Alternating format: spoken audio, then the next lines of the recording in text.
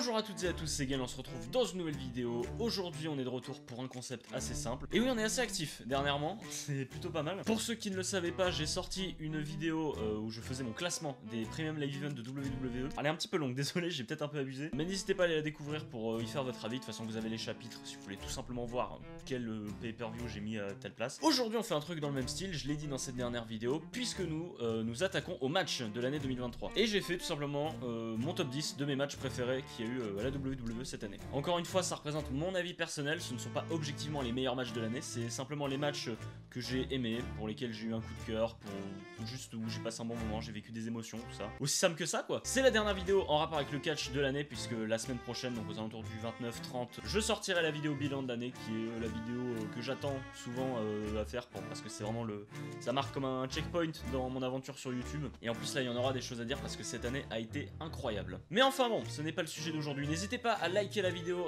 pour me soutenir, ça fait toujours plaisir. Petit objectif de 15 likes, allez, pourquoi pas. Faites-le si vous aimez la vidéo, parce que si vous aimez pas, juste passez votre chemin. Dislikez pas parce que c'est chiant. Et abonnez-vous en masse, abonnez-vous en averse, il tombe des abonnés plein partout, pendant 10 minutes. Cette gimmick, je sais pas si je vais continuer en 2024, ça commence à être chiantos un peu. Bon, je pense qu'on va pouvoir commencer. Cette fois-ci, j'ai inclus quelques matchs d'NXT dans le top. J'ai inclus quelques matchs d'NXT cette fois parce que je les ai vus, tout simplement. J'ai pas regardé tous les shows d'NXT, donc je me voyais mal les classer, surtout si je les ai pas vus. J'ai mis quelques matchs d'NXT parce qu'il y en a qui m'ont beaucoup plu, tout simplement. Bon, on va commencer par les petites mentions honorables parce qu'il y a quand même eu des mentions honorables.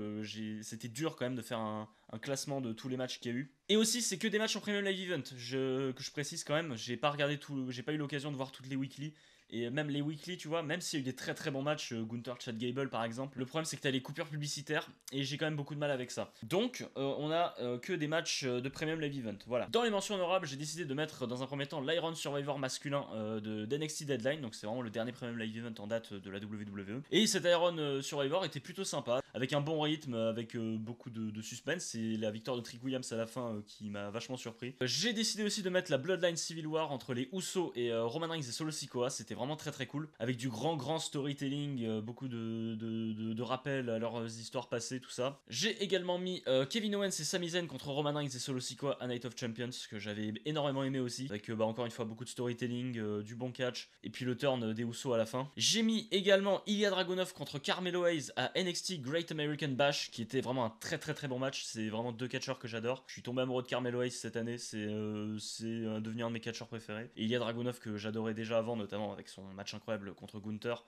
à NXT Takeover, je sais plus quoi. Et j'ai pas encore vu celui d'NXT UK, il faut que je rattrape. Et j'ai également décidé de mettre dans ces mentions honorables le match entre Io Sky et Bianca Belair à NXT Backlash. Oui, bien sûr. À Backlash, à Puerto Rico. C'était vraiment un très bon match avec une grosse ambiance. Comme j'ai dit, certainement le meilleur public de l'année.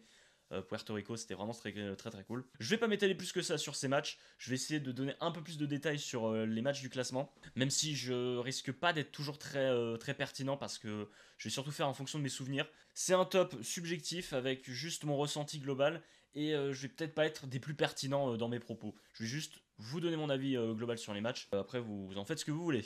À la 10e place de ce classement, je sais pas ce que les gens pensent au global de ce match, mais moi c'est un match que j'avais beaucoup aimé, je vous en ai déjà parlé dans la dernière vidéo. On part à SummerSlam, le match entre Seth Rollins et Finn Balor pour le championnat du monde poids lourd. J'ai vraiment beaucoup aimé ce match. Ce que j'avais expliqué, c'est qu'il y a un truc que j'aime beaucoup dans le catch, c'est que quand t'as un match qui commence doucement, où il se passe pas grand chose forcément, où t'as rien de marquant, et t'as un événement en particulier qui fait que le match prend une toute autre tournure et passe dans une toute autre dimension, c'est vraiment un truc que j'adore, et c'est le cas avec ce match entre Seth Rollins et Finn Balor. Les 5-10 premières minutes, c'est du classique Seth Rollins contre Finn Balor, c'est bon, c'est très bon, c'est du bon catch, mais c'est pas transcendant et le public est pas encore à fond dedans.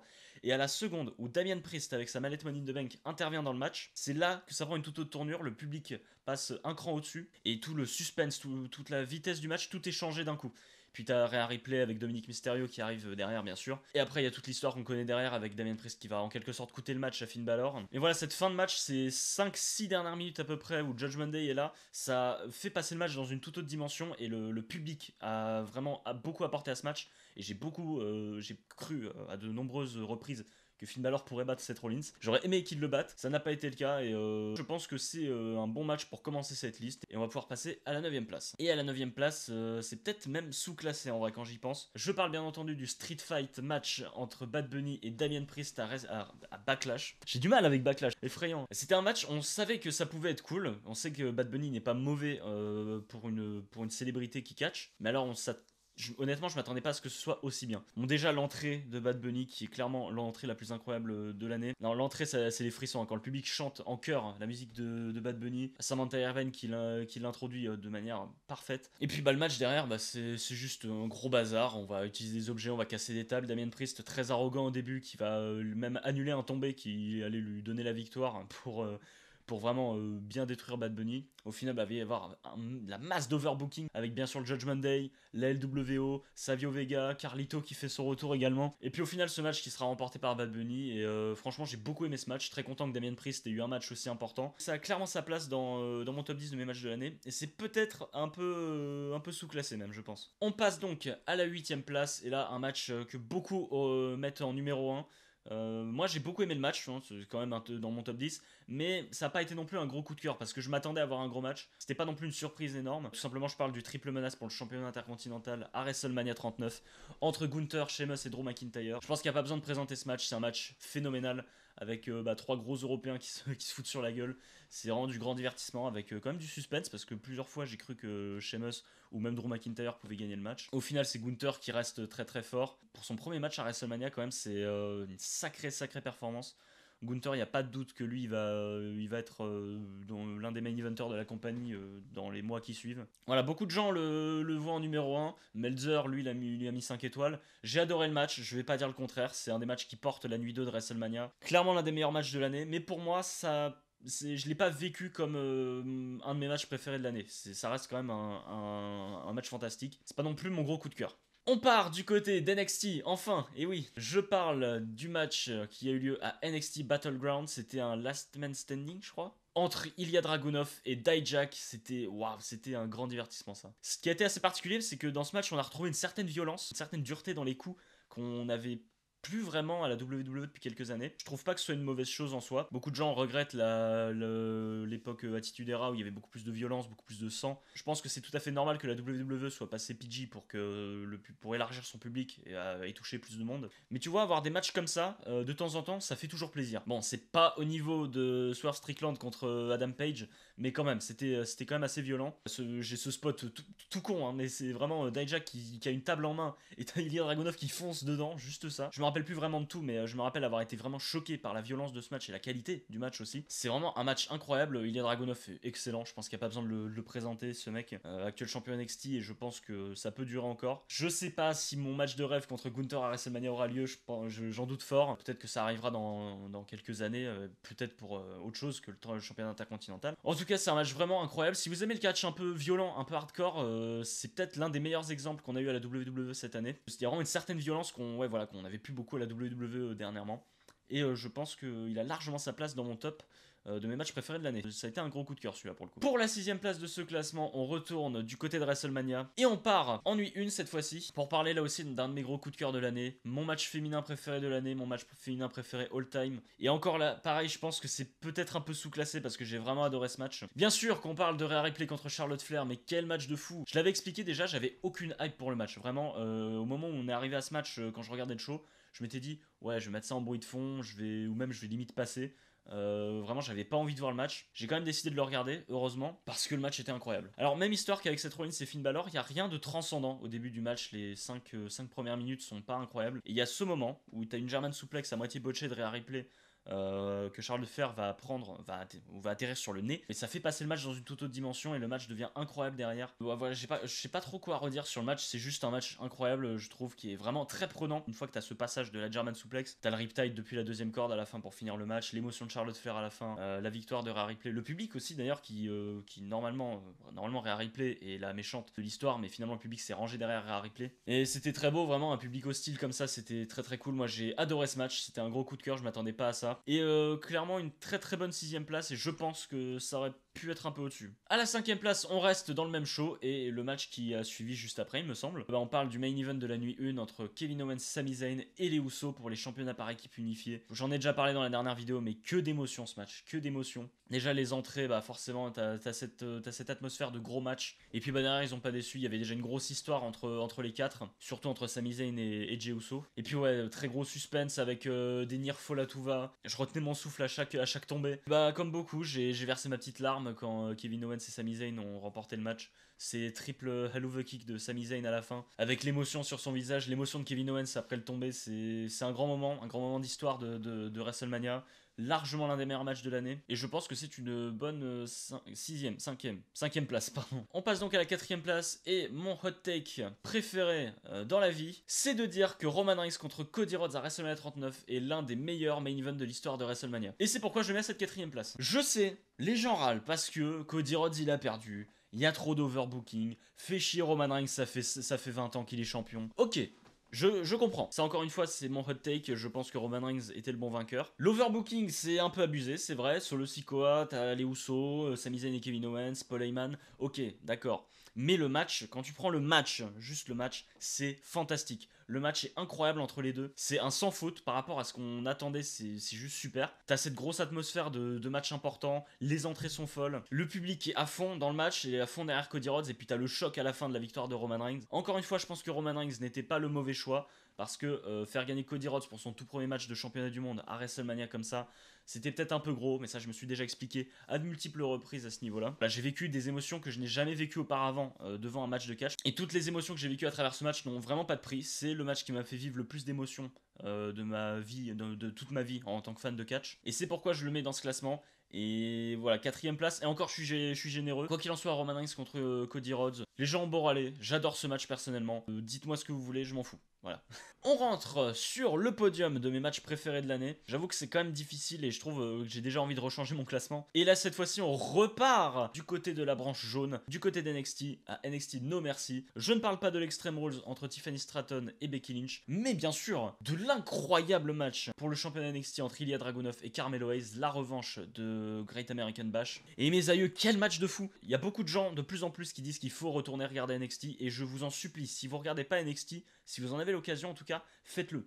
Faites-le parce que c'est vraiment très très bon. Alors encore, je regarde pas les weekly, alors pourtant j'ai l'occasion de regarder les weekly. NXT est redevenu vraiment très très bon. Pour beaucoup, c'est même mieux que NXT Noir et Or. Ça, pour le coup, je peux pas donner d'avis parce que je regardais pas NXT de l'époque, booké par Triple H. Mais en tout cas, c'est du très très bon. Et ce Ilya Dragunov contre Carmelo Hayes est une illustration parfaite. Les mecs ont juste une incroyable chimie ensemble. Il y a une grosse rivalité entre les deux, avec un Carmelo Hayes qui est persuadé qu'il peut battre Ilya Dragunov tout seul. Et au final, non, il n'y arrive pas. Parce qu'avec Great American Bash, il me semble que Trick Williams l'aide beaucoup pour gagner à la fin. Déjà, les entrées, mais c'est incroyable. Il y a Dragunov dans une salle complètement rouge, tu ne vois rien. Il y a même avec son énorme veste magnifique. Carmelo Hayes avec les maillots de basket qui apparaissent avec les noms des catcheurs qu'il a battus. Et puis ouais, les mecs ont une incroyable chimie, c'est deux fabuleux catcheurs. Il y a cet Inzugiri de Carmelo Hayes à la volée à genre peut-être 2 mètres de hauteur. C'est magnifique. Il y a plein de petits détails qui font que ce match est vraiment super. Les deux ont un excellent selling et vraiment ils arrivent à rendre chaque prise, chaque coup crédible. Vraiment, c'est un incroyable match. Et puis la victoire d'Ilya Dragunov à la fin qui vient sacrer le tsar. Et Carmelo Hayes d'ailleurs qui a été call-up dans le main roster, enfin en tout cas pour le tournoi du championnat des États-Unis.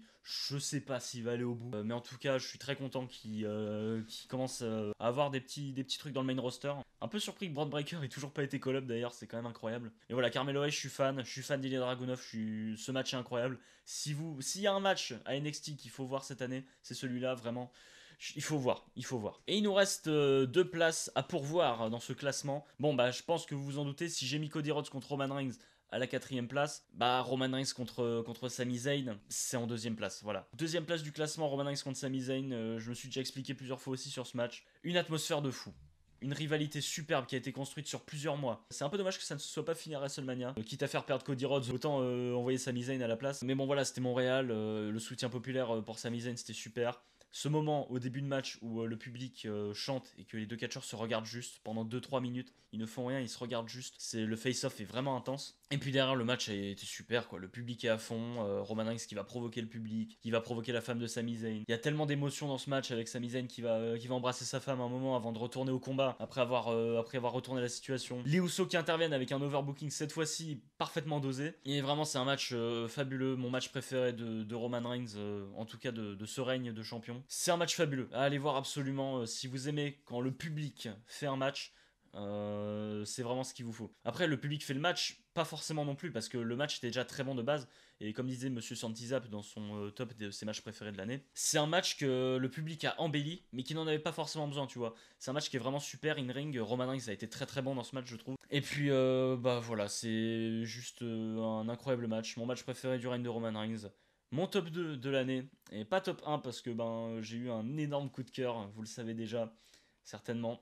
Et on y passe justement à ce numéro 1. Voilà, on a parlé de tout plein de gros shows, on a parlé du Big Four, on a parlé d'NXT. On reste dans le main roster pour ce numéro 1. Un énorme coup de cœur, vraiment, j'arrête pas de le dire, c'est mon match préféré de l'année. Et ça va peut-être être dans mon top de mes matchs préférés all time d'ailleurs. On part à Pittsburgh où s'est déroulé WWE Payback et ce match par équipe entre le Judgment Day, Finn Balor, Damian Priest et Sami Zayn et Kevin Owens, c'était fabuleux. Donc c'était un Steel City Street Fight. La dernière fois je dis c'était un Pittsburgh Street Fight, je sais plus quoi là. Et mon dieu, qu'est-ce que j'ai aimé ce match. Bon, vous le savez, j'adore quand on casse des trucs, quand on va se battre dans la foule, quand il y a de l'overbooking. J'adore quand ça part en couille, j'adore. Donc il y a de l'overbooking, il y a JD McDonough qui est impliqué, Dominic Mysterio qui est impliqué, Rhea Ripley qui est impliqué. Mais ouais, j'adore, ça part dans tous les sens. Il y a ce moment dont je vous ai déjà parlé où t'as le Judgment Day qui vient de fracasser Owens et Zayn. Ils sont en train de célébrer en disant oui, on va être les champions. Et puis là, t'as le changement de plan qui se tourne vers Kevin Owens et Sami Zayn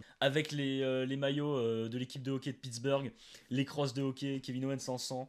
Le match prend une tournure assez particulière à ce moment-là et c'est ça que j'ai adoré. Ouais, c'est juste un régal, c'est juste un gros foutoir, c'est trop bien. Puis il y a cette Swanton Bomb incroyable de Kevin Owens sur Dominic Mysterio qui était allongé sur une table, un peu à la Jeff Hardy au Royal Rumble 2000. D'ailleurs, très bon match, c'était les Hardy Boys contre les Dudley Boys, je crois, au Royal Rumble 2000, très très cool comme match. Ah, c'est du très grand divertissement ce match, moi j'ai adoré. Et puis la victoire du Judgment Day à la fin, forcément en 5 contre 2 c'est plus facile, avec cette spear aussi de Rhea Ripley sur Kevin Owens à travers la barricade pour définitivement mettre Kevin Owens out. J'y repense aussi, il y a eu des rappels à Terry Funk, il me semble, qui était décédé quelques temps auparavant, avec notamment Finn Balor qui a été mis dans une poubelle, c'était au début du match ça d'ailleurs. Finn Balor qui est mis dans une poubelle avec des coups de kendo stick de la part de Kevin Owens et Sami Zayn autour. Et puis cette fin de match où Dominic Mysterio va mettre un coup de mallette, il me semble, à Sami Zayn à la toute fin. Victoire du Judgment Day à la fin. J'étais hyper content du résultat, hyper content du match. En tout cas, ce match restera à jamais dans ma mémoire. C'était un match de fou. C'est mon gros coup de cœur de l'année. C'est peut-être un peu surclassé, mais je m'en fous puisque c'est mon avis personnel et vous pouvez vous le foutre. N'hésitez pas à dire ce que vous pensez de mon classement. N'hésitez pas à faire votre classement dans les commentaires. Un top 3, top 5, peut-être même un top 10 si vous voulez vous faire plaisir. Allez-y. Mais dans ce cas, si vous faites un top 10, faites 10 commentaires. Comme ça, c'est vraiment bien pour le référencement, tu vois. Alors, il y a encore plein d'autres matchs que j'aurais pu mentionner et qui ne sont pas là. Il y avait Seth Rollins contre Shinsuke Nakamura à Fastlane que j'avais beaucoup aimé. Becky Lynch contre Trish Stratus à Payback, c'était vraiment très très cool, une très bonne surprise.